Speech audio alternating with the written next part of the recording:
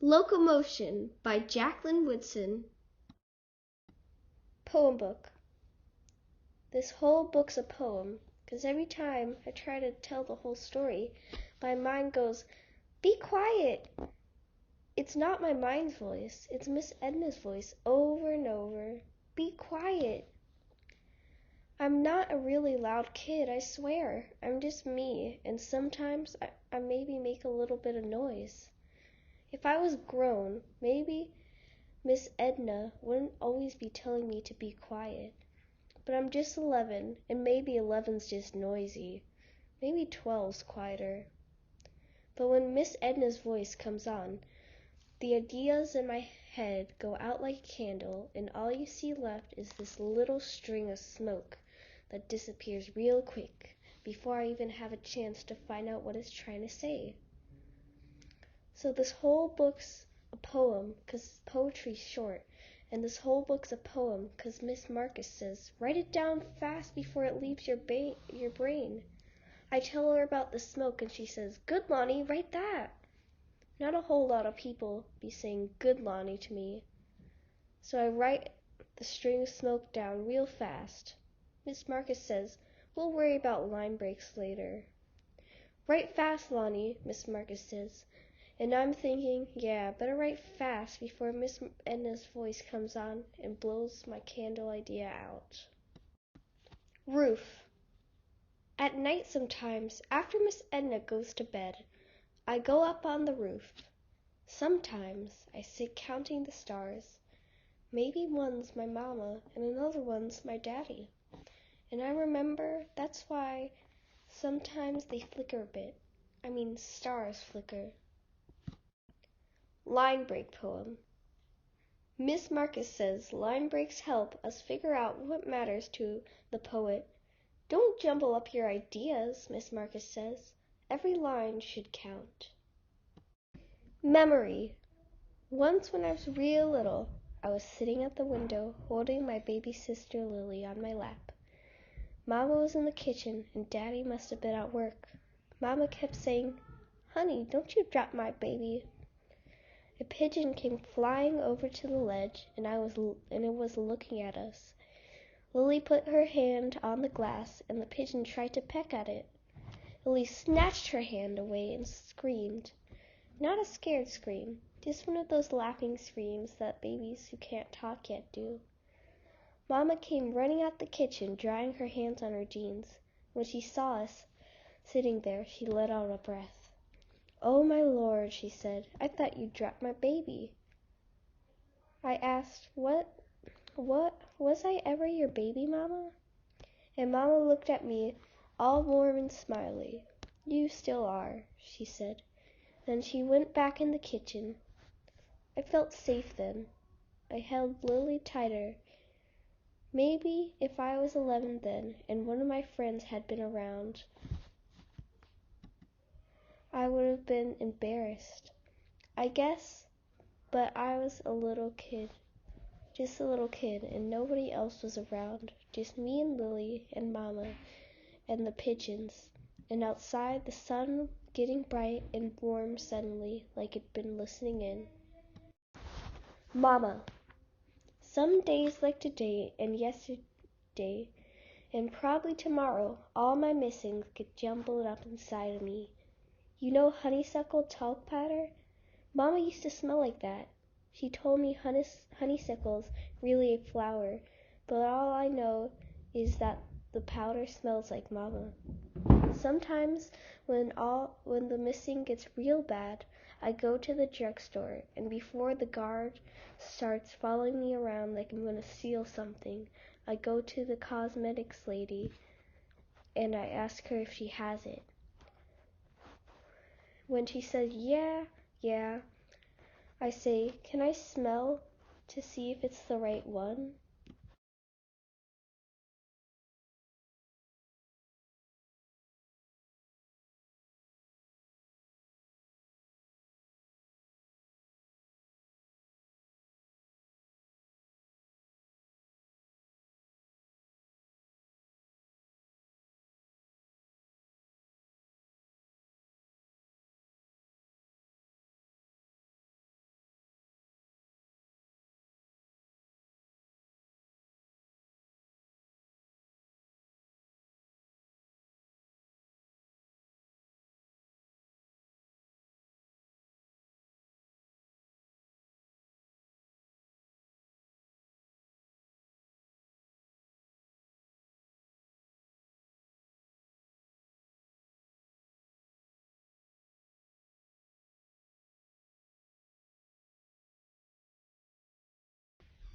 Even though the cosmetic lady rolls her eyes at me, they let me spell it.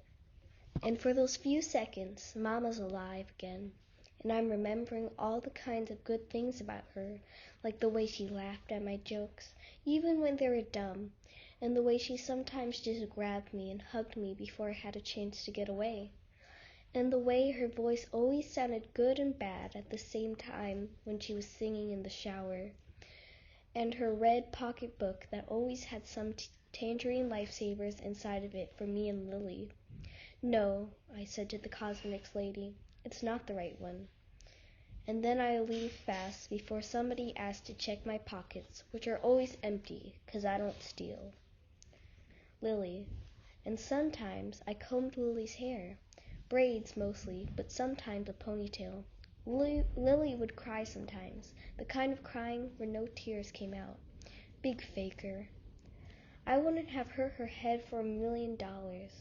Some days, like today, and yesterday, and probably tomorrow, that's all on my mind, Mama and Lily, hair and honeysuckle talc powder. First, Miss Edna turned the key and opened the door for me, and said, "This ain't much, but it's all I have. A living room, a kitchen with a table and 3 chairs. A room with just a bed in it and a poster of Dr. G when he still played for the Sixers and had an afro. You'll sleep in here," she said. "Another room down the hall." "No need for you to ever go in there," she said. I never did. All along with the living room walls there's pictures of her sons, grown up and gone now. I used to fill up Edna's house with noise. I used to talk all the time. I used to laugh real loud and holler, especially when the Knox won the game, 'cause that don't happen too much. "Be quiet," Miss Edna said.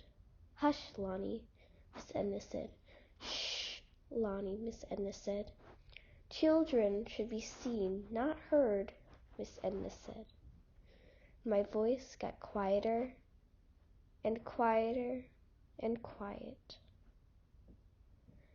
Now some days, Miss Edna looks at me and says, "You need to smile more, Lonnie. You need to laugh sometimes. Maybe make a little noise. Where's that boy I used to know? The one who couldn't be quiet?" Commercial break. Last night, this commercial came on TV. It was this white lady making a nice dinner for her husband. He'd made him some baked chicken with potatoes and gravy and some kind of greens. Not collards, but they still looked real good. Everything looked so delicious that I just wanted to reach into that television and snatch a plate for myself. He gave her a kiss, and then a voice came on saying, "He'll love you for it." And then the commercial went off. I sat on Miss Edna's scratchy couch, wondering if that man and woman really ate that food, or threw it all away. Now Miss Marcus wants to know why I wrote that the lady was white, and I say it because it's true. And Miss Marcus says, "Lonnie, what does race have to do with it?" Forgetting that she asked us to use lots of details when we wrote. Forgetting that the whole long talk she gave us yesterday about the importance of description. I don't say anything back to her. I just look down at my arm. It's dark brown, and there's a scab by my wrist that I don't pick at if I remember not to. I look at my knuckles. They're real dark too. Outside, it's starting to rain, and the way the rain comes down, tapping against the window, gets me to thinking. Miss Marcus don't understand some things, even though she's my favorite teacher in the world. Things like my brown arm and the white lady and the man with all the good food to throw away. How if you turn on your TV, that's what you see. People with lots and lots of stuff. not having to sit on scratchy couches in Miss Edna's house. And the true fact is, all of those people are white. Maybe it's that if you're white, you can't see all the whiteness around you. Haiku. Today's a bad day. Is that a haiku? Do I look like I even care? Group homes before Miss Edna's house. The monsters that come at night don't breathe fire, have 2 heads or long claws. The monsters that come at night don't come bloody and half dead and calling your name. They come looking like regular boys, going through your drawers and pockets, saying, "You better not tell counselor, else I'll beat you down." The monsters that come at night snatch the covers off your bed, take your pillow in the morning, steal your bacon when the cook back is turned, call themselves the throwaway boys, say, "You one of us now," when the relatives stop coming, when you don't know where your sister is anymore, when every sign around you says, "Group home rules, don't do this and don't do that," until it sinks in one rainy Saturday afternoon while you're sitting at the group home window, reading a beat-up group home book, wearing a group home hand-me-down shirt, hearing all the group home loudness that you are a throwaway boy. And the news just sits in your stomach, hard and heavy as a group home food. Halloween poem. It's Halloween. The first graders put pumpkin pictures and ghost drawings all up and down the hallways. We don't do none of that in 5th grade. We don't want to. I mean, we're not supposed to want to. But sometimes I do. There's these 2 guys I don't know who sometimes snatch little kids' trick-or-treat bags. That ain't right. Once when I was a little kid, these big teenager guys snatched mine. If I had a big brother, he would have beat the guy down, but I don't. Parents poem. When people ask how, I say a fire took them, and they look at me like I'm the most painful thing in the world. So sometimes I just shrug and say, they just died, that's all. Fire took their bodies, that's all. I can still feel their voices and hugs and laughing. Sometimes I can hear my daddy calling my name, Lonnie sometimes, and sometimes Locomotion. "Come on over here a minute, I want to show you something." And then I see his big hands holding something out to me. It used to be the 4 of us. At night we went to sleep. In the morning we woke up and ate breakfast. Daddy worked for Con Edson. You ever saw him climbing out of a manhole? Yellow tape keeping the cars from coming down the block. An orange sign that said, "Men working." I still got his hat. It's light blue, with Con Edson in white letters. Mama was a reptinish. When you called the office where she worked, she answered the phone like this: Gardman Paper Products, how may I help you? It was her work voice. And when you said something like, "Ma, it's me," her voice went back to normal, to our mamas. "Hey, Sugar, you behaving? Is the door locked?" That stupid fire couldn't take all of them. Nothing could do that. Nothing. Sonnet poem. Miss Marcus says mostly sonnets are about love, and I think about Mama and Daddy and my sister, and how Mama and Daddy are somewhere up above, and Miss and Lily's just far away enough for me to miss her. Miss Marcus says sonnet comes from sonneto, and sonneto means little song or sound. It reminds me of that guy's name, Ghetto, who made Pinocchio from wood he found. Miss Marcus says you gotta write things down a lot of times before they come out sounding the right way. I know this poem's not about love, but at least it rhymes.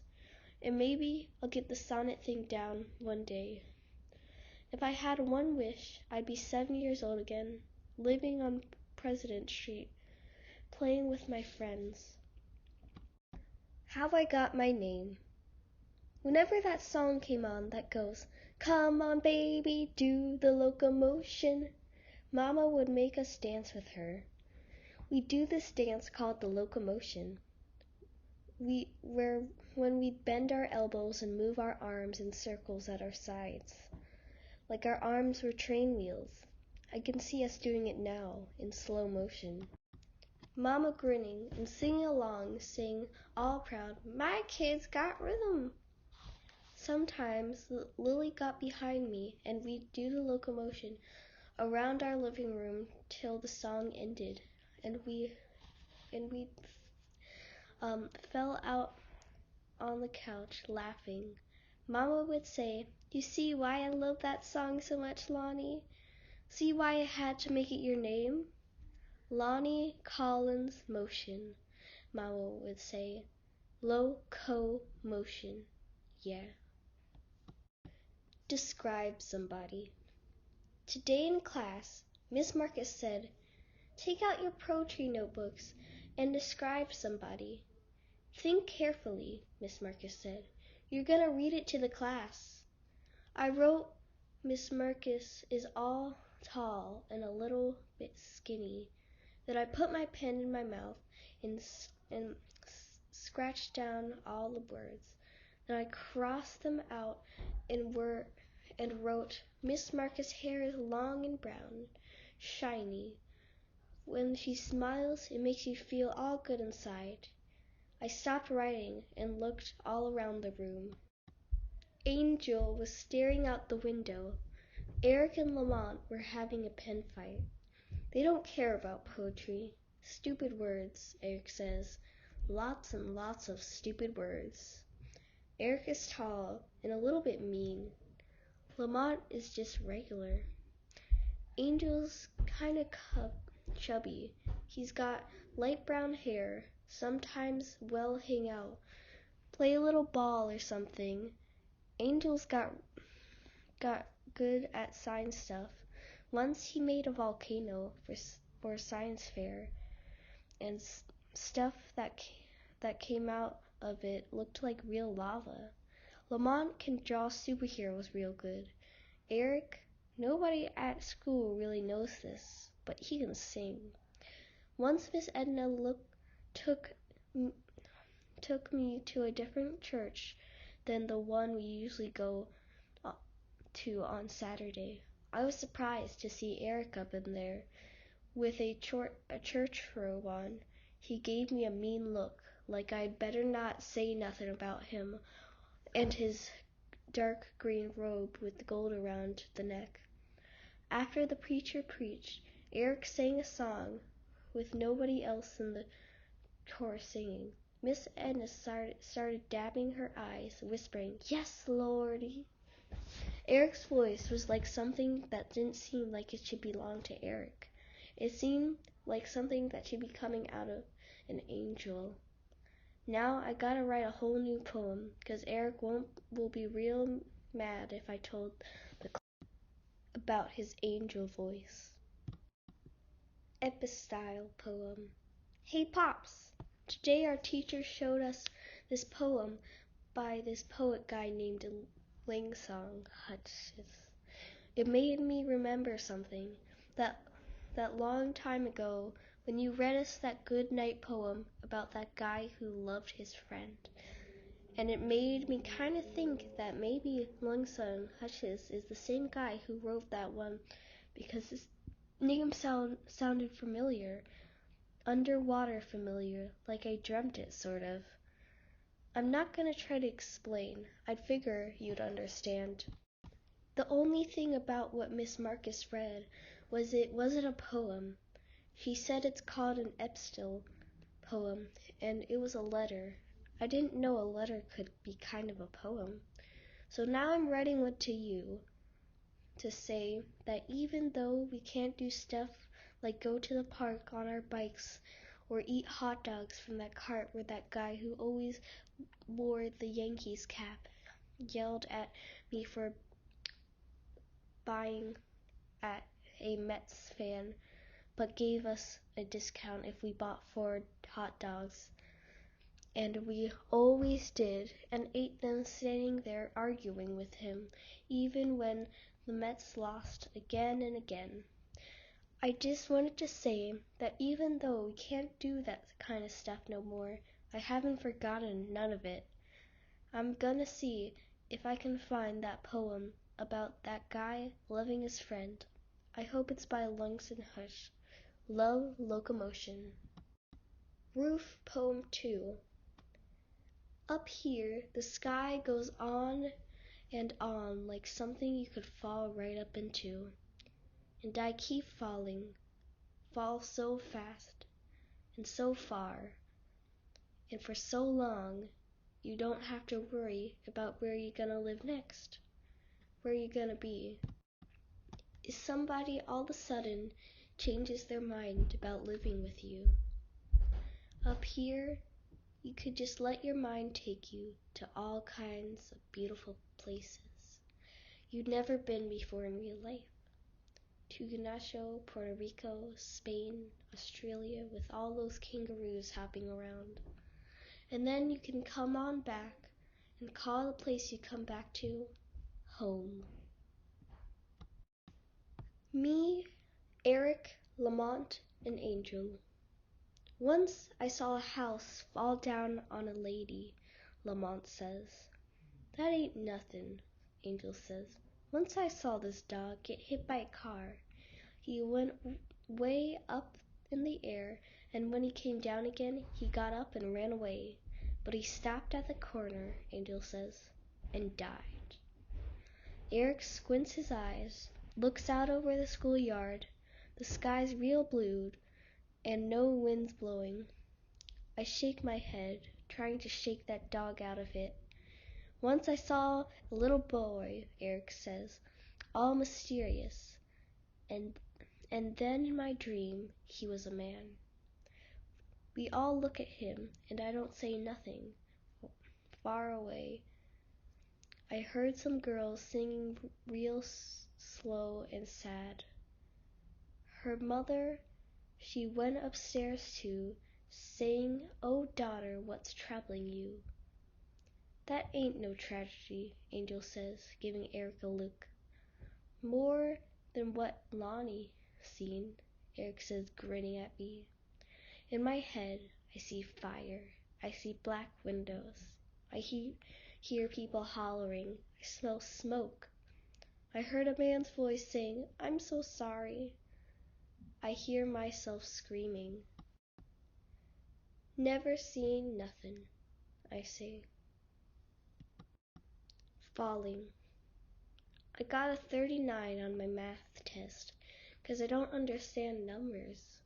'Cause you gotta say 1 plus 1 equals 2. And I go, why? You say, just 'cause. Like it's 'cause somebody said it means it's the truth. And since I don't believe the things people say, it's always the truth. 'Cause some people lie. It's hard to understand math. New boy. New boy comes in our classroom today. Miss Marcus says, "Say good morning, Clyde." And the new boy says, "Good morning, y'all." And the whole class falls out laughing. So hard, Miss Marcus taps her pointer on the desk. Her face so mad, it's purple. "Respect," she says. "Respect." We repeat it the way she taught us to. 1,000 times ago. The new boy's looking down at the floor, looks real sad. I'm sorry, ma'am. And the class tries hard not to laugh, but some laugh spills out anyway. You've nothing to be sorry about, Miss Marcus says.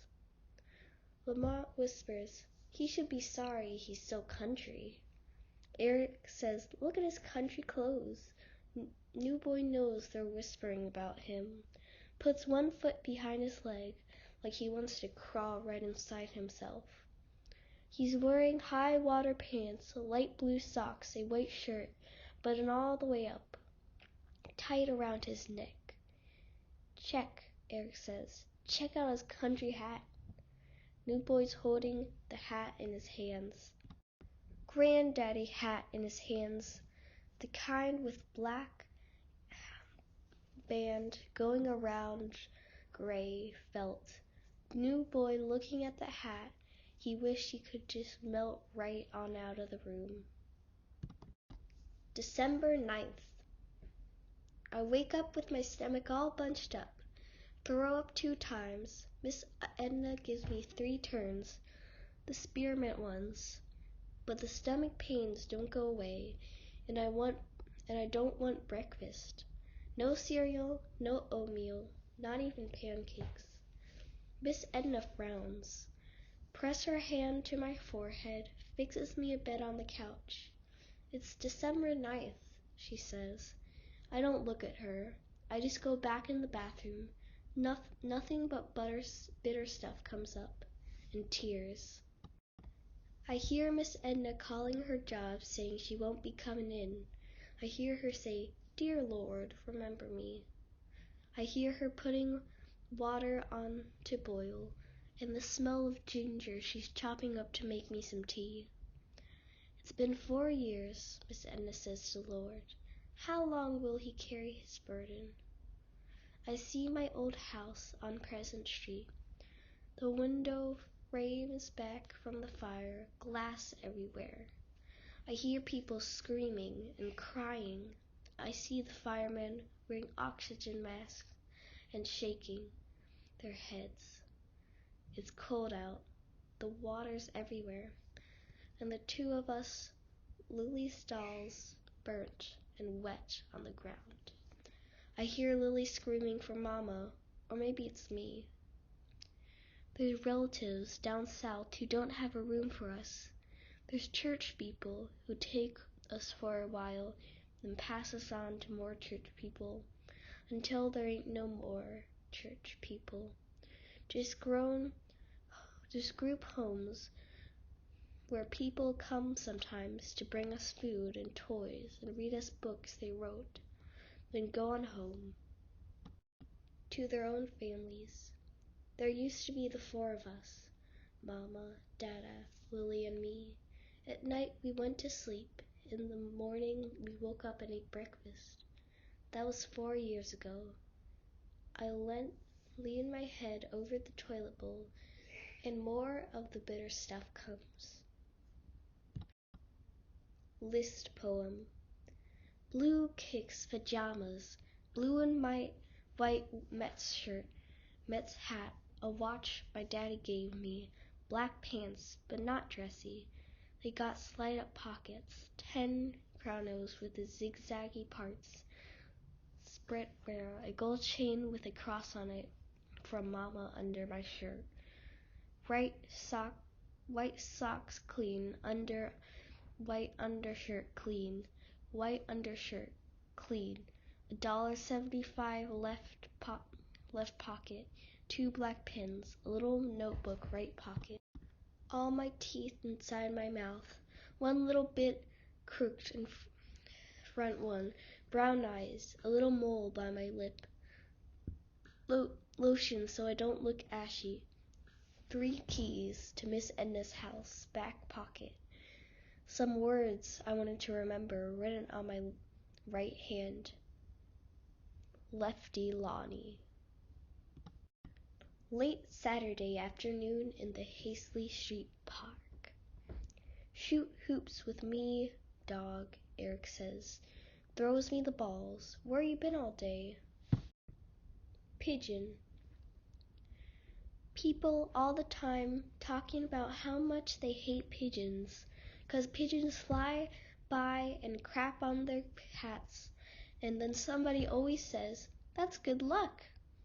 That's good luck, so you don't feel stupid going through your pockets trying to find a tissue to wipe it off.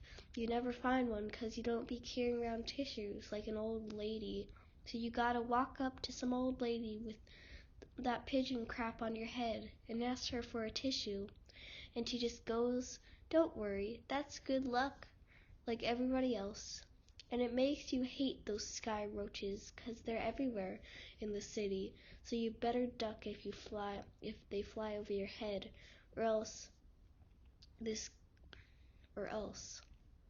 But this guy Todd that lives next door to Miss Edna's building got a pigeon coop on his roof, and sometimes I go there and watch Todd waving his huge white sheet till all the pigeons come swooping and flying above us, back and forth and up and down, making those croaky pigeon sounds. Those days, I'm not scared about pigeon crap on my head, because the way they fly, just slow, back and forth, and the sun getting all bright and orange behind them, and then making those sounds that after a while sound like a little bit of song, and all of it together makes you look up into the sky and believe in everything you ever wanted to believe in, especially with Todd standing there waving that white sheet and his brown face all broken out in the biggest smile you've ever seen on a teenager. Sometimes poem. Miss Edna gets her paycheck the second Friday of every month, and we go to Seatown. Sometimes the twinkles go on sale for $5, and Miss Edna says, "Get 3. You know how we love ourselves some Twinkies, Lonnie." And her smile gets big, and so does mine, and we go to the cash register with our food. And when we put the Twinkies on the counter, the checkout lady says, "Guess your son likes Twinkies, huh?" And Miss Edna looks at me sideways, and she smiles and says, "Yeah, I guess he does." War poem. Miss Edna got 2 other sons, Rodney and Jakins. Jakins off fighting in the war. Rodney, he lives upstate, and once a month, Miss Edna goes up there and visits him. She packs up fried chicken and potato salad and makes a pound cake, puts it all in a shopping bag, and the shopping bag smells like a lot of good things. She leaves 2 chicken legs and some potato salad on a plate for me when I don't go with her, but sometimes I do. And we take a bus all the way up where there's mountains and grass everywhere. Lots of trees, too. Miss Edna can't visit her other son, so she prays. And I find her like that sometimes on her knees in her room with her hands pressed together, her eyes closed. "Dear Lord," I heard her say once, "keep Jenkins safe, and don't let too many people die in this war. The war's on the other side of the world, but Jenkins is fighting in it, and Miss Edna's praying about it." So I guess it's the same as if I were right here in our city, in our house, in Miss Edna's room, everywhere. Georgia. Ever been south? We used to go all the time. That's another poem. New boy poem 2. Cloudy out, and just a little bit of rain spraying across our faces. Some kids got their raincoats hanging from their heads. Some shivering, but we all in the schoolyard 'cause the lunchtime teacher stuck her hand out the door round and said, "Okay, go on out, I guess." New boys cross the yard, talking to a little girl. Look like him. She got higher water pants on too. Only hers are pink, and she got brown shoes that look about 100 years old. Her hair is in 4 big braids like Lily likes to wear sometimes. Maybe she's Lily's same age. New boy puts his arm around her shoulders, and they just stand there like that, looking out over the yard, watching them. I feel something in the back of my throat close up and choke at me. The side down my stomach and makes itself some tears. Tuesday. No rain, but the sky's this strange color, silver, almost, and the sun white, like this white ball behind a piece of silver foil. You could look right at the sun and not go blind. It's watery like that, safe to look at today. That's why I'm thinking when Eric comes up to where I'm sitting in the schoolyard, 'cause it's lunchtime, the kind of day when I don't want to do nothing but go somewhere and write. Writing makes me remember. It's like my whole family comes back again when I write. All of them, right here, like somebody pushed the rewind button. And that's what I'm writing when Eric comes up to where I am in the far back of the schoolyard, writing and eating my grilled cheese sandwich I snuck from the cafeteria. What you doing? Eric wants to know. He's wearing a leather jacket like the kind I want to get one day, brown with black sleeves. His own name across the front, E.R. on the side of the zipper, I.C. on the other. I close up my notebook, say nothing. When I don't want to be scared of Eric, I think about how he sings. Bird Eric, Angel Eric, Church boy. Don't look like nothing to me, Eric says. His voice is hard. His eyes got real mean. He calls me a punk and some other words I don't even want to write down. I don't know why he's so evil some days, with his stupid angel voice. I mean, as the devil weighs. Visiting. They tell me and Lily we can sit in a room and talk, catch up.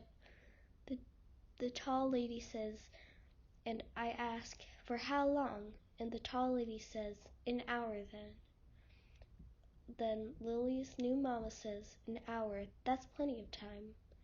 Guess Lily's new mama and the tall lady never had a brother they didn't live with no more. 'Cause if they did, they know an hour goes by like 3 minutes, or maybe even faster than that. Sometimes I go to Lily's new mama's house to visit. I take the 42 bus, and then I transfer to the 69 bus, and then I get off and walk 5 blocks. But sometimes Lily's new mama don't want me to come there, and she don't want to bring Lily to Miss Edna's house. So we meet in the agency like today. The agency is a gray building. It's ugly. It smells like Ajax. The floors got scuffs on them, but they're shine. There's only a couple of windows through, and not a whole lot of light coming in. I look at Lily a long time, and for a long time she looks right back at me. She's wearing a pink dress with flowers on it. She's got pink ribbons in her hair, real pretty. My sister's real pretty. She got little dimples on her cheeks, and her eyes are big and round even when she's not surprised. They're light brown too, like Mama's. Mama, some days I don't think about her, and some days I do. Dada too. Not the fire though. I shake my head when those thoughts come. Shake them out real fast. I pull on the sleeves of my suit jacket. It's brown. and getting too small. But Miss Edna says you gotta look presentable for Saturday visits. So Miss Edna gave me $20 for the girl across the street to braid my hair. Before I left the group home, this boy named Andrew pierced my ear for me. Miss Edna lets me wear the earrings on Saturdays. I take it out so Lily's new mama won't look at me with that look that says you look like a bad boy to me. Lily's new mama didn't want no boys, just a sweet little girl. Nobody told me that, I just know it. Not a lot of people want boys, not foster boys. That ain't babies. Miss Edna took me 'cause she already raised 2 sons, said she knew what to do. If I didn't act right, she said she knew about more boys than she did about girls. The first day I heard her ask the tall lady, he ever been arrested? And the tall lady said, not Lonnie. He's quiet. Good. Quiet is good. It's hard to be quiet all the time, though. And sometimes Miss Edna gets to yelling at me, and that yelling ain't quiet either. You found God yet, Lonnie? Lily says. She got on a little white gloves. One of her hands is holding a Bible. I wasn't looking for him, I say back. Then I smile so that Lily knows I'm just goofing. But she don't smile back at me. Instead, she looks real serious. God is everywhere, she says. He comes in your heart if you let him. She sounds real grown up, like she's 25 instead of 8. But then her eyes get all watery. You find God, Lonnie, she says. Then maybe me and you can be together again. Maybe a real big brother would tell her that I take a lot more than that. Tell her that her new mama's never gonna take me in, and some days I can't imagine living in any place else but Miss Edna's house. Some days I look around my room and say, Locomotion, stop thinking about moving on, 'cause this is home. But my eyes just get all wet and watery too, and I wipe them real fast. Then I turn towards one little window in our room so that Lily won't see more tears already starting to come down. Yeah, Lily, I say, I'm gonna go looking for him, okay? Then Lily gives me her Bible and kisses me on the cheek. She has a big smile on her face. You're the best brother, she says. The best brother in the whole world, in the whole galaxy. I look down at the Bible and let myself start grinning. That Lily is something else. Just Nothing poem. Sometimes Miss Marcus makes me sick. Now everybody's heads bent over their notebooks. This girl, Latanya, that I like a little bit, got her tongue sticking out of the side of her mouth like she's really concentrating. Like she knows just what to write. Even Lamont and Eric writing all serious, like they know exactly what they're doing. Me? I'm slouching, waiting for that stupid teacher to say, sit up, Lonnie. Me? I'm slouching down, out at the rain city, so gray that you think we live inside a big old gray box. Clouds hang so low, they look like aluminum foil. Rain rolls wrap the sky. Me? I'm waiting for her to say, stop daydreaming, Lonnie. I want to yell today. Get real mad at somebody. I want to punch something hard. Maybe punch somebody. I want to yell, what family? It's thundering now. Lightning, too. When the thunder comes hard, everybody jumps. Then some people laugh. Me, I don't jump or laugh like a stupid person. Thunder don't scare me none. Me, I'm just sitting here with nothing to say, wishing Miss Marcus would vaporize like the people do on Star Trek. Lonnie, she says, what are you writing about? Your family? Or just daydreaming? Me? I ain't got nothing to say today. I just feel like sitting here watching the rain come down and down and down. God poem. There's some glass on Miss Edna's roof. You gotta make sure you don't sit on it in the dark. It's from people roofing bottles. You finish your soda or whatever, and then you throw your bottle on the roof. Sometimes people miss. Once this bottle came speeding back down and broke in a million pieces. This boy Isaiah had to go to the hospital 'cause the glass went on in his eye. And nosy old Miss Portia, who lives across the street, kept saying, See, I told ya, somebody was gonna get hurt one of these days. Some of the glass is probably mine. If I get cut on the butt, it's my own fault. But I come up here anyway, even when it's cold like tonight. I just gotta whip my jacket up real up and put my hat way down. Then I'm all right. There's a fat moon and enough stars to read Lily's Bible by. I don't understand a lot of the words. I'm waiting for God to show himself to me. Not for me so much, for Lily. Yeah, I guess for me too. All of a sudden, the poem. Today Angel said he was writing a book of poems called All of a Sudden, the Sun. Miss Marcus' smile got so big you could see her black teeth.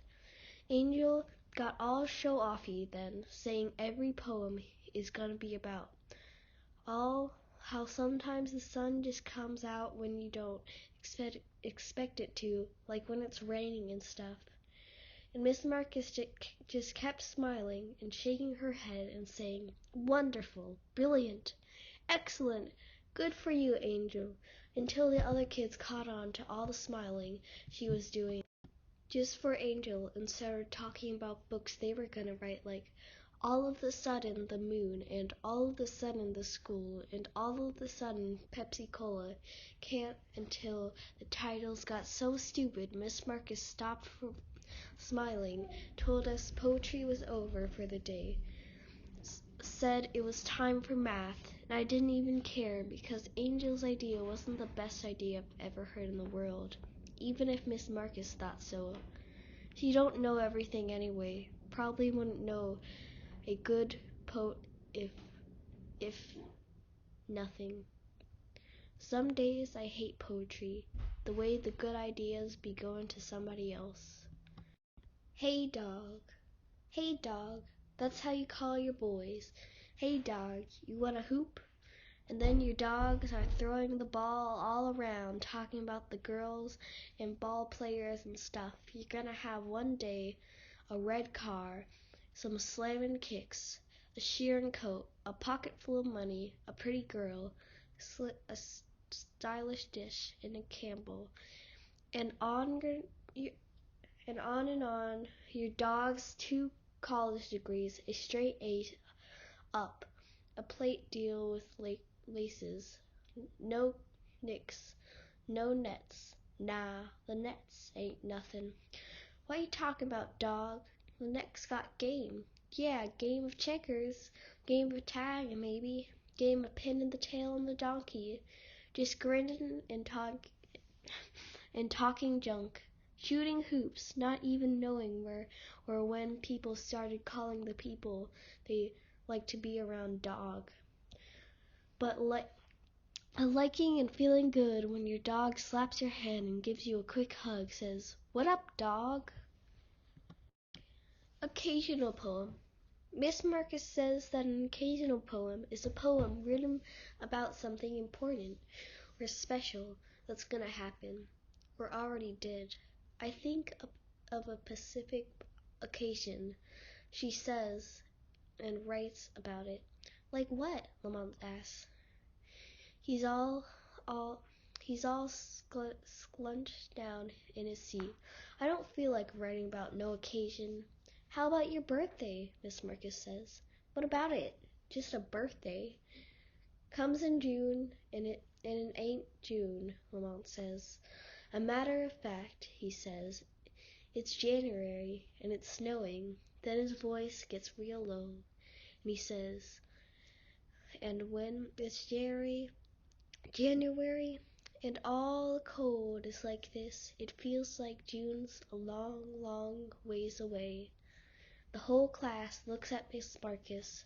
Some of the kids are nodding. Outside, the sky, it looks like it's made of metal.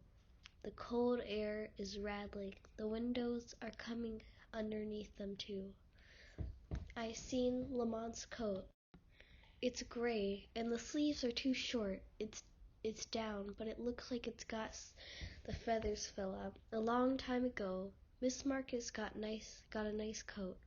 It's down too, but real puffy, so maybe when she's inside it, she can't really tell January from June. Then write about January, Miss Marcus says. That's an occasion. But she looks a little bit sad when she says it. She's sorry she ever brought up the whole occasional poem thing up. I was gonna write about Mama's funeral, but then Lamont and Miss Marcus going back and forth zapped all the ideas from my head. I guess them arguing on Tuesday in January and occasional, so I guess this is an occasional poem. Haiku poem. Miss Marcus wants to see all my poems. No way. Some things just on your own. Latanya. It's lunchtime. I ate a cheeseburger with french fries and some applesauce, which means today's a good lunch day, 'cause sometimes they put stuff on your tray and you don't know what it is, but you eat it anyway 'cause Mr. Hungry don't care. I'm shooting hoops by myself, liking the way the ball sounds, swish, when it goes through the basket without touching the rim. And when I'm by myself too, 'cause Eric and Lamont are absent, it's Friday. Maybe they took themselves a 3-day weekend. Tanya comes over, walking all slow. She's wearing her hair in lots of braids, and she even got some shells in some of them. And some chlorine shells made a little bit of noise, a nice noise. You know you got some pretty eyes, Latanya says to me.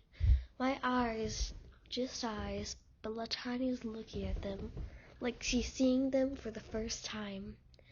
And maybe later on I'll go back to Miss Edna's house and look in the mirror at my eyes and see what she's seeing.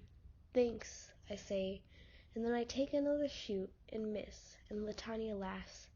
Guess they can't see the basket too good though, huh? She says, but she's only joking. Then she leans against the schoolyard fence and takes a few more shoots, and they go in. Swish, swish, swish. I want to say, I found God, Lily, and I throw up my hands and I grin like somebody's big old fool. Poetry poem. You just don't get to write a poem once. You gotta write it all over and over again until it feels real good to you. And sometimes it does, and sometimes it doesn't. That's what's really great and stupid about poetry. Eric poem. Lamont comes back on Monday morning, but Eric doesn't. Miss Marcus stands up in front of the class and coughs.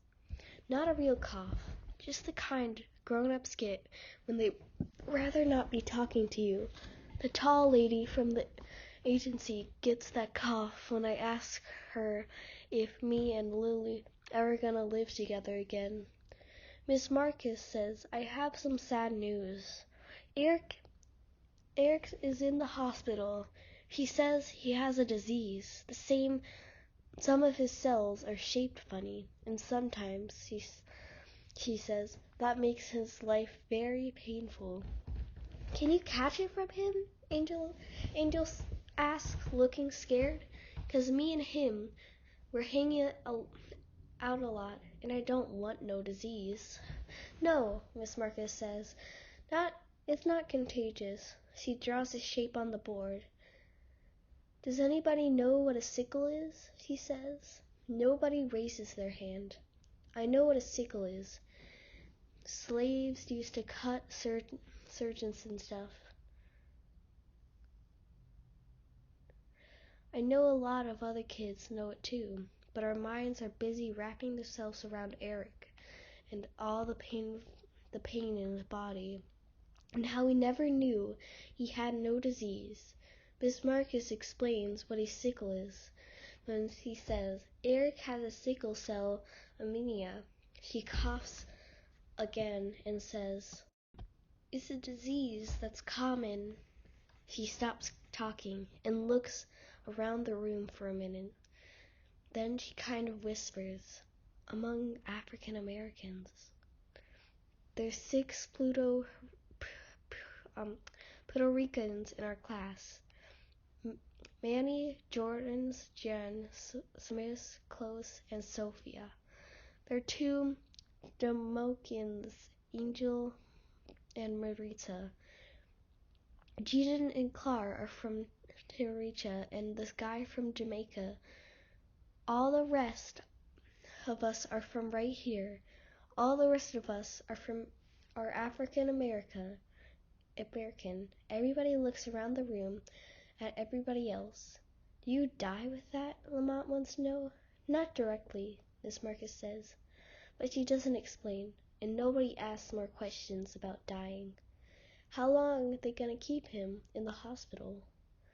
Somebody else wants to know. I don't know, Miss Marcus says. His mother don't know yet, Miss Marcus says. Let's hope not long, though, Miss Marcus says. Miss Marcus says, Miss Marcus says, Miss Marcus says, and the world circles around the room, bounces off the walls, keeps zooming past my head, zap, zap, like they were banging against it. I thought Miss Marcus says we would make him a card. I take a deep breath and put my head down on my desk. I try not to think of Eric's angel's voice singing in the church. I try not to think of us shooting hoops together at lunchtime. My throat feels all choky, though, anyway. My whole body feels bent, out of shape, and strange. The last time Miss Edna came home and found me crying, she said, think about all the stuff you love, Lonnie. Let those things fill your head. Popsicle, icicle, bopsicle, bicycle, sickle cell, popsicle, icicle, bicycle, sickle cell. Lamont. Lamont comes in mad on Wednesday. Miss Marcus makes believe she doesn't see him sitting over there with his arms folded, his face all scrunched up, staring out the window. His back is the only thing facing front. Let's take out our poetry notebooks, Miss Marcus says. I want to work on a haiku again. I don't like forms. I like free verse, where you can write anything you want, any way you want. But Miss Marcus says there's a time for form and a time for free verse, which is a stupid, very teacher thing to say. I ain't writing no poetry, Lamont says. No black guys be writing poetry anyway. I already have my poetry notebook open, and I close it real fast.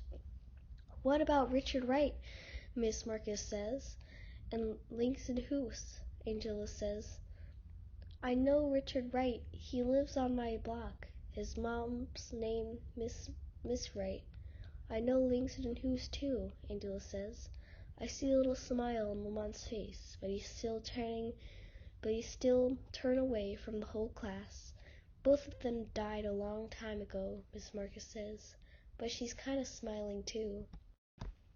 How he gonna be dead and still live on my block? Angel wants to know. He gives me and Miss Marcus a look like she's lost her mind. Pablo died, Miss Angel says. He got shot by somebody last year, but not Richard. Richard Wright was right when they were playing basketball last Saturday. He could slam dunk but the rim's bent, so don't really count. Richard Wright, the poet, Miss Marcus says, wrote haiku. Alongside Hughes, the poet, write all kinds of poetry. Richard Wright also wrote novels. Whole books? I ask. I didn't know poets could write whole stories, whole books. Miss Marcus says, Lamont doesn't say anything, but I see his head turning front a little bit. He makes a lot of money, Angel wants to know. Miss Marcus picks up a book off her desk.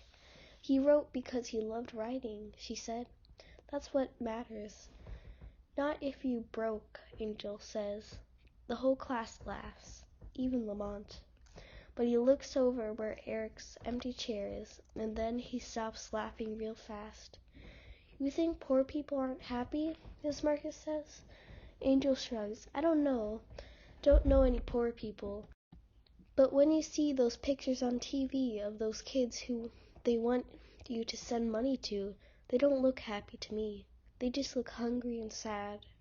Miss Marcus doesn't say anything. She looks stuck, real stuck, and I feel kind of sorry for her. Let's take out our poetry notebooks, she says again. Everybody but Lamont takes out their notebooks and just sort of stares down at them. Miss Marcus sits down at her desk and lets out a deep breath, pushes her hair away from her face, lets out all 32 of us, shakes her head, and for a long time, just stares down at her hands. Hip-hop rules the world. Hip-hop rules the world, Lamont says, grinning like somebody had told him he just won the lotto. But all it was Miss Marcus saying, of course rap is poetry, one of the most creative forms. So now Lamont is writing lyrics and bopping his head every chance he gets, saying, hip-hop rules the world, and it's one of the most creative forms, and hey dog, guess who else is a poet now? There's two of me and Lily. We were little then, dressed up for Easter time, big smiles, me with 2 front teeth missing, and my head shaved Easter clean. There's Mama and Dada dancing, Mama's blurry foot lifted up in the air, look how she's laughing. When I look at the picture, I can hear. Here's the 4 of us, everybody smiling at the camera. But me, I'm looking away from it, frowning, like I seen something coming that ain't good. New Boy Poem 3. He says my name is Clyde, not New Boy, not country, not strawhead, not cotton picker, not dirt eater, not bumpkin, just Clyde. Easy to say, easy to remember. Why don't some of you try to use it sometime after all, he says. I thought city people were supposed to be smart. Happiness Poem. This afternoon I came home to find Miss Edna dancing with the broom.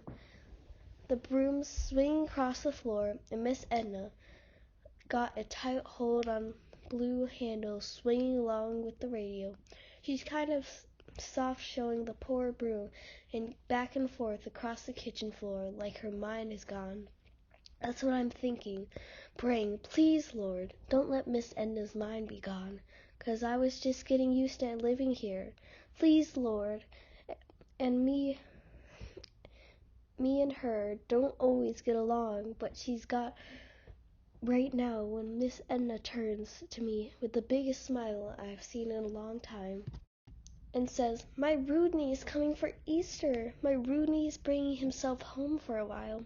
Then she swishes and swings off again with me, just sitting there, feeling relief, lift up and set right back down in Miss Edna's kitchen again. Birth. When I was born, I didn't even weigh 4 pounds. Mama used to tell me, see this chicken? I'm about to cut up and fry. You are even smaller than it. Doctor said there was a little bit we can do for do, but mostly you have to hope hard and pray. Mama cut the wing off the chicken, rinsed it under the and plated it dry, real gentle, like she was deep in remembering. So I hoped and prayed and sat by that tiny baby every hour of every day, for weeks and more weeks. Doctor said his lungs, they're not ready for the world yet, can't take a breath, can't let one out. So I breathe for you, trying to show you how. I prayed to those lungs, Mama said. Grow! The chicken was cut up, sliced up, diced, and ready to fry. Mama touched each piece, still and real gentle, before she slipped it into the hot oil. Then you were 4 pounds, 5 pounds, 6 pounds, bigger than this chicken. My big little baby boy, not even 2 months old and already a survivor. Lily's new Mama's house. The 42 bus takes a long time coming, and even though it's the first day of spring, it's still a little cold. So when the 69 comes real fast, I think that's God. And when the heat's turned up real high inside the bus, and I ain't shivering no more, I think that's God too. And when I'm walking the blocks to Lily's new Mama's house, and I get there and I see Lily standing up the window waving and grinning, I think, there's God. Lily's new Mama lives on a pretty block with trees and brownstone houses that look alike. So if you don't know the address, you end up knocking on a stranger's door, even if you've been there a couple of times before. Now I know Lily's Mama's house is the one with the yellow curtains on the second floor, and most times with Lily in the window. We sit on the living room. It smells like lemon, and Lily says, that's what we clean the floor with. The floors are made of wood, and there's pretty rugs in different spots. Not a whole lot of furniture, but enough to find a nice place to sit. I don't lean back, though, 'cause Lily's new Mama will give me a look. There's chocolate chip cookies, and 2 glasses of milk, and a coffee table. I take one cookie and eat it real slow, even though I want to take a whole bunch at one time. And then I take a little sip of milk, and I make sure to set my glass back down on the coaster thing, 'cause I know Lily's new Mama is watching me from the kitchen. There's bright sun coming in through the big windows, and in the house it's like a little yellow gold and warm, even though Lily's new Mama doesn't like me. I'm glad that my sister has such a nice place to sleep at night, and I'm glad she has a nice room to sit in and eat chocolate chip cookies and drink milk out of blue glasses that make you think of nights up on the roof in the summertime. God's in this room, I whisper to Lily. She looks at me a minute without saying anything, then she smiles. God is everywhere, I say. And with the sun coming in the room that way, and my sister smiling so big, and the plate of cookies where you want them, just take one at a time and chew it slow, I feel him right there beside us. Church. On Sundays, the preacher gives everyone a chance to represent their sins. Miss Edna makes me go to church. She wears a bright hat. I wear a suit. Babies dress in lace. Some girls my age, some pretty, not so pretty. Old ladies and men nodding. Miss Edna every now and then throwing her hand in the air, saying, "Yes, Lord," and preach. I sneak a pen for my back pocket, bent down low like I dropped something. The church mares up behind the preacher, clapping and humming and getting ready to sing. I write the word hope on my hand. New boy poem 1V. takes the soccer ball around the schoolyard 8 times. His feet are magic. Teacher of the Year. The news people from Channel 7 Elswin News came to our school, 'cause guess what? Miss Marcus is the Teacher of the Year.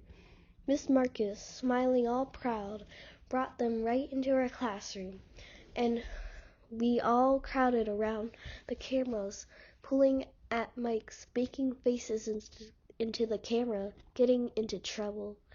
Me and Angel were standing together, and we heard the newsman talking to Miss Marcus about inner city and understate. Angel looked at me. "That's a nice way of saying poor," he said. "What's poor person's daddy can afford to buy him? $100 kicks?" He held up his foot to the camera, showing off his sneaker. The newsman heard him and put his mic into Angel's face and said, Tell me about this man." "He don't live with us," Angel said. "He comes every night to me, read me and my sister a book or watch some TV with us before we go to bed." Angel got quiet after that, pushed the mic away from his face. For a minute, the newsman just stood there. Then, fast, he turned to me, asked, "What do you like about your teacher?" Someone behind me said, math and poetry." I sussed her. "Not math," I said, "just poetry." "Well, why don't you read us something the newsman said?" His hair looked like it was sprayed with a whole can of hairspray. It looked hard and shiny. Everybody ran to the poetry book saying, "Me, me!" But the newsman kept looking at me. "No," he said. "I like to hear something from this gentleman." He looked at Miss Marcus. She nodded. "Go on, Lonnie."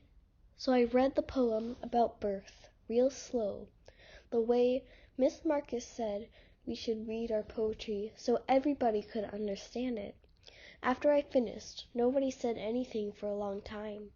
Then the newsman started grinning. Miss Marcus smiled, and the newsman just sort of shook his head, nodding and looking at me. Then Lamont said, "That poem's corny. It don't even rhyme." But Angel said, "I liked it." And some other kids said, "Me too." Easter Sunday. At church, the preacher goes on and on about Christ rising back up. There's palms everywhere, and Easter lines and big pots. Everybody's dressed all real nice. Ladies in big hats, guys in suits, little girls in pink and yellow and white, just like Easter eggs. Was it a big sacrifice to give your life up if you knew you were just going to rise back up? I mean, isn't that like just taking a nap? I listened to the preacher. I listened to the people going, "Amen, yes, Lord."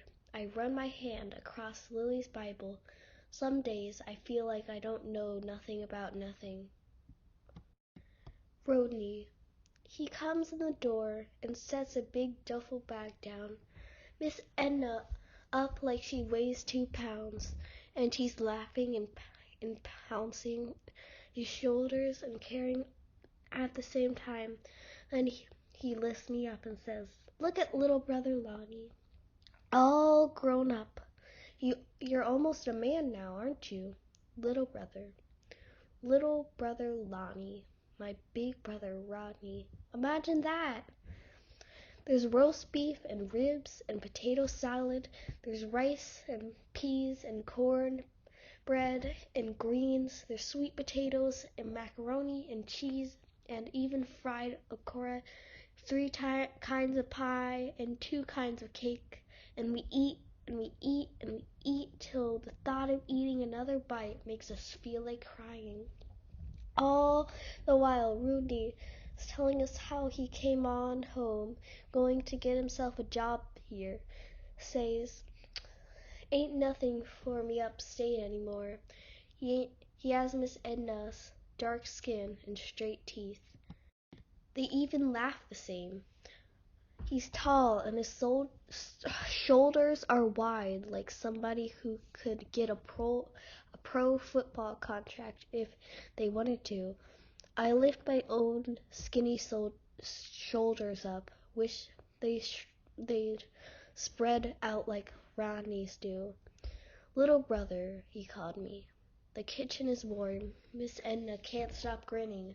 Rodney's voice sounded like it should always be in this house. Little brother, he called me. Little brother Lonnie. Isabeth poem for Mama. Lonnie C. Motion, born in October, died in December, but that's not all I remember. Firefly. It's almost May, and yesterday I saw a firefly. You don't see them a lot in the city, sometimes in the park. In the near dark. One comes out, you hear the little kid shout, "Lightning bug, firefly, it's almost May." And yesterday I caught a firefly in my hand. First firefly I'd seen in a long, long time. Make a wish, Miss Edna said. Make a good one. Firefly wishes always come true. The fire. The newspaper said it was electrical bad wiring in the basement, or maybe the first floor.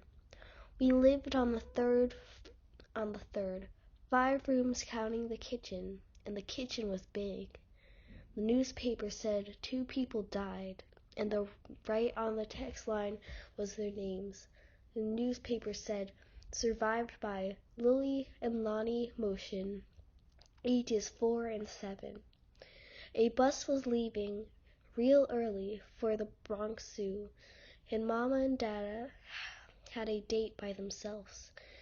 Pastor Mara's daughter was taking a bunch of kids, so we slept over at her house, and Mama and Dada had a date that made me and Lily laugh.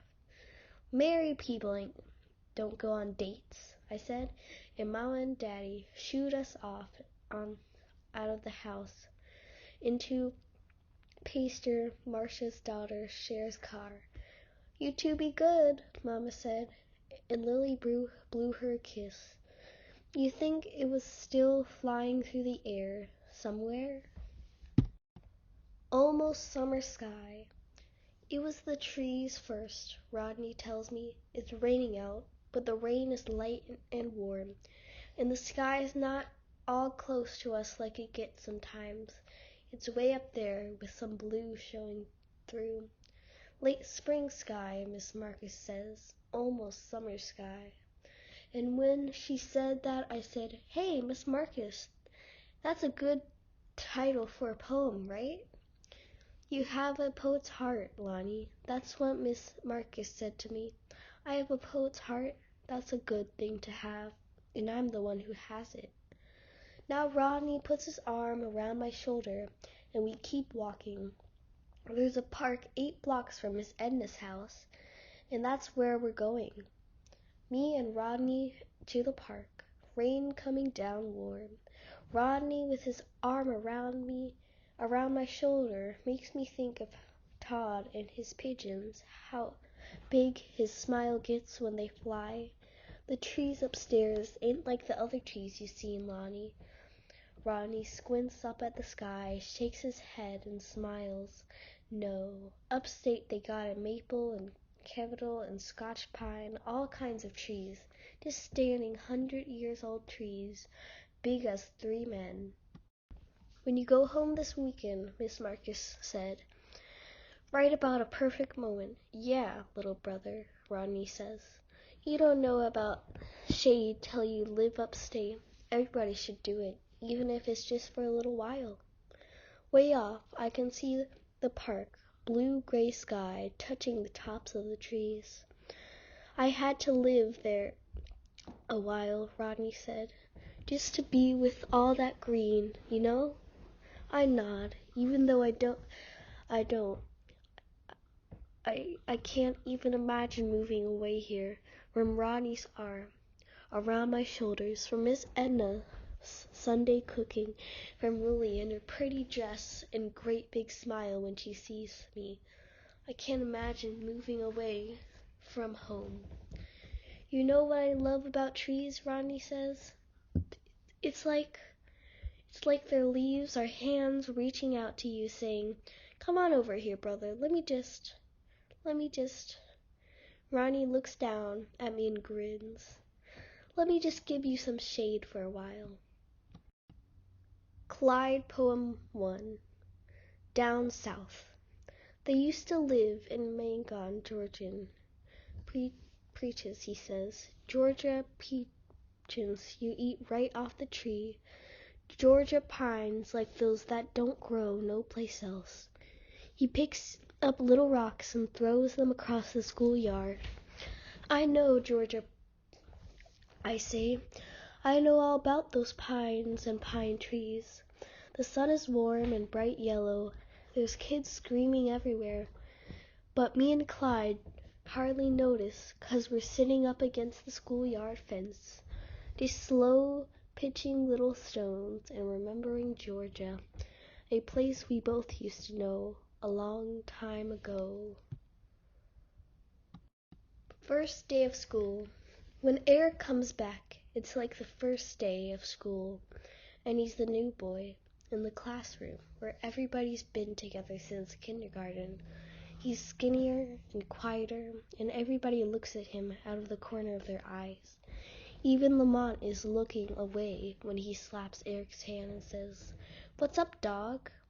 And even Eric's not looking at anything when he says, "Ain't nothing so scoffy. You wonder what happened to the other Eric?" At lunchtime, Eric shakes his head no when we ask him to play ball. Walks real slow over to the edge of the schoolyard and sits by himself, just staring there, like he's been dropped out of the sky into a world that's kind of familiar, but mostly not. "What's up, dog?" we say to him, and he just looks off, nods real slow, like he's seen some things we've never seen, knows some things we'll never know. Dear God, I'm reading this book to you, I wrote. My sister Lily gave it to me. I like the beginning when it talks about how you made everything and then recited. I don't say how though, like how did you make the sky and the water and the earth and stuff? And when did you took a rib from Adam to make Eve? Why was that like an operation? Miss Edna says it's baptismus to ask those kind of questions, but I just won't mind knowing some answers. Lily said when we finish the book, we can be back together. It won't be exactly the same, 'cause you know my mom and dad passed away. You must know because people blame you.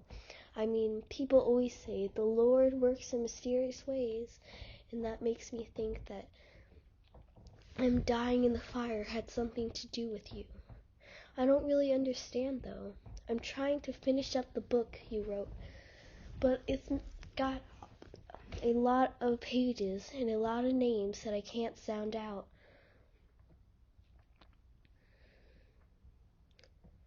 I read a little bit every night, and when Miss Edna comes in, she nods at me and smiles.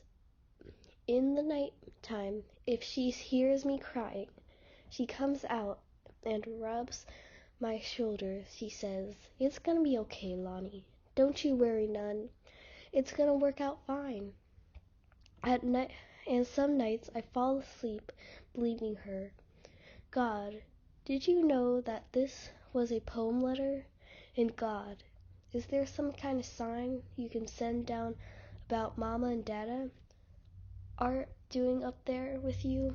I'm gonna see Lily tomorrow and be nice to her new Mama's house with some good news. Love, Lonnie. Latanya 2. All in together, girls. How do you like the weather, girls? Fine, super fine. January, February, March. That's how the jump rope song goes. Latania's over there. She jumps out on her birthday month, March. Comes over to where I'm sitting against the schoolyard fence. "Latanya," one of the other girls says, but Latanya just waves her hand. "I'm done playing," she says. Sits down, says, "Hey." I say, "Hey yourself." My stupid heart beating hard. Latanya, so close, I can smell coconut hair grease, like the kind Miss Edna uses sometimes. I can see a place on her hand where a little bump sticks out, right by her pinky finger. "What's that?" I ask, pointing. And Latanya puts her hand real fast behind her back.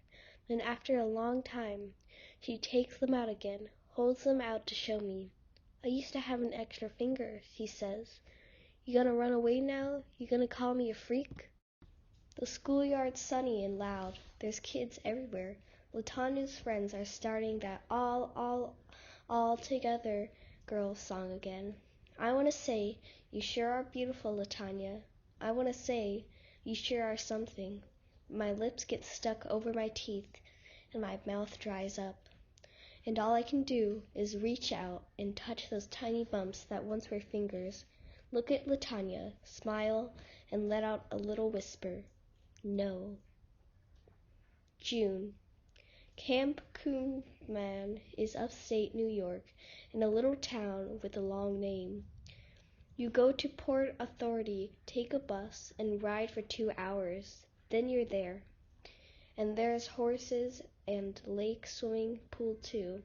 And there's your little sister Lily for 2 whole weeks in July. The 2 of you.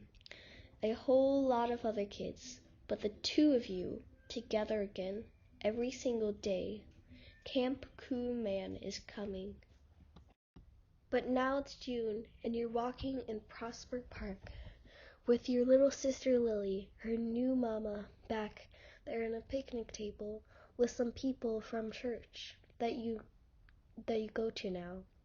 Every other Sunday, not because of church or a new mama's God or Bible or your sister gave you, because her new mama said, "Well, I guess so," when you ask if you could start going. Because you sit next to your little sister for 2 whole hours, and after, if the weather's nice, you and your little sister go to Prosper Park and spend more time together. Some of the church ladies pinch your cheek and say, "He's a handsome boy, Slimma," to Lily's new mama, who just gives you that look. And sweet as he can be, the church ladies say.